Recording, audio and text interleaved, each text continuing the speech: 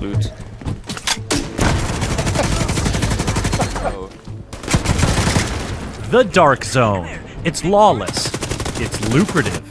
It's plural? That's right. In the Division 2, there are 3 distinct Dark Zones, each claiming its own unique neighborhood of Washington, D.C., and each with its own stories to tell. She needs help. That yellow shit is blowing all over the place. You wanna be next? They are dangerous places where you can hunt and be hunted by both enemy factions and other players.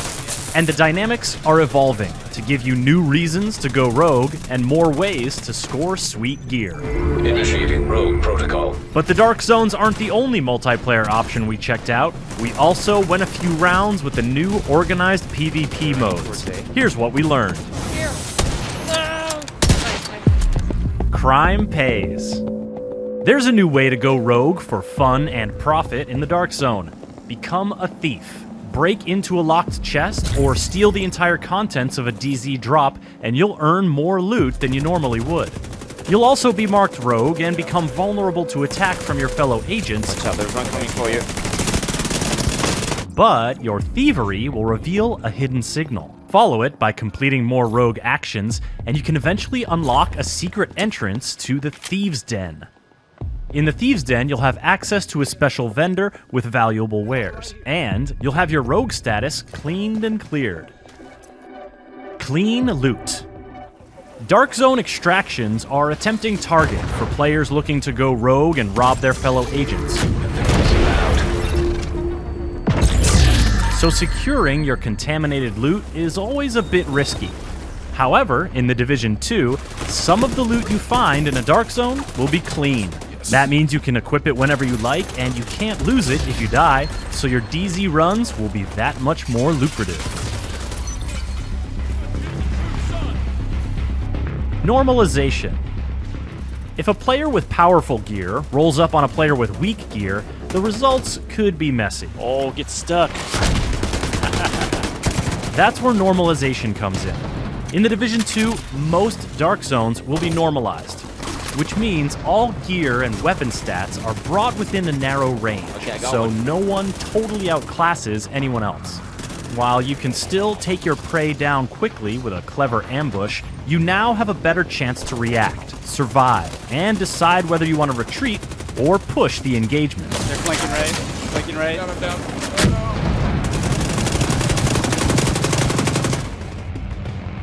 Occupied Dark Zones. Did you catch how I said most Dark Zones will be normalized? Well, once you reach the end game, Dark Zones will start becoming occupied for set periods of time. We can't show you one just yet, but we can tell you that an occupied Dark Zone is not normalized. Got another one down. So every ounce of juice you can squeeze out of your gear will give you an edge. Furthermore, there are no icons telling you who is rogue and who is not. And friendly fire is always on. Kinda makes you wonder what sort of loot is in store for players willing to brave those conditions. Shades of Rogue. Take this short quiz to discover how rogue you are. Have you just entered a Dark Zone or only been fighting enemy factions? You are not rogue. Other players can't damage you unless they are rogue. Have you broken into a chest, stolen an entire DZ drop, or held down the button to toggle you and your teammates rogue? Rogue protocol initiated.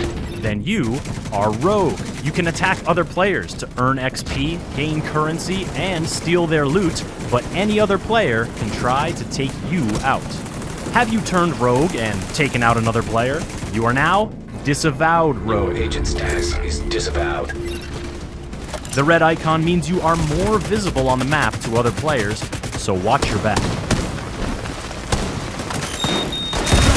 Finally, have you really leaned in to the disavowed rogue thing and killed a bunch of other agents? Then you have reached your final form, Manhunt Rogue. Manhunt now in effect. All players are alerted to your presence. The bounty on your head is sizable. Knowing the 4 Dark Zone states is essential to living your best Dark Zone life, as is knowing how to clear them. Letting your timer expire without performing rogue actions. Visiting the Thieves' Den. Dying and respawning. or hacking a manhunt terminal are reliable ways to get clean.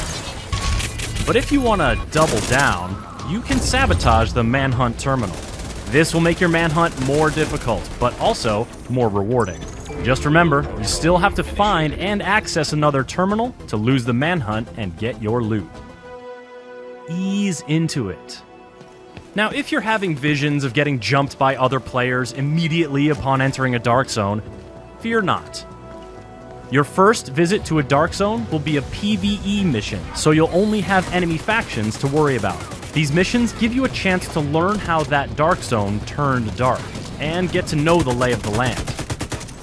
For example, one of the DZs began as a depot for shipments of military gear, so be on the lookout for places that you can use the shipping containers and rail cars to your advantage. And keep an eye on the vegetation as well. Washington, D.C. is pretty overgrown these days, and the tall grass can obscure your position while you make sure nobody messes with your loot extraction. Cargo loaded, ready to go. Organized PvP.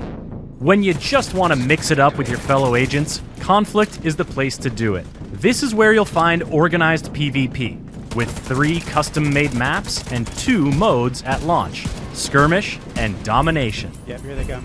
Point Alpha was captured by your team. These fights will be normalized, just like the Dark Zones, and they'll be set up with skill-based matchmaking. He's right here. Conflict will have its own progression track and rewards, although I think we can all agree that scaring the crap out of other players with explosive crossbow bolts is a reward unto itself. You're going to learn a lot more about the Division 2 in the lead-up to launch on March 15th. You can pre-order now to guarantee your access to the upcoming private beta, or register on the official Division 2 site for a chance to get in. Be sure to stay up to date on the latest Division news by subscribing to this YouTube channel and by visiting us at news.ubisoft.com.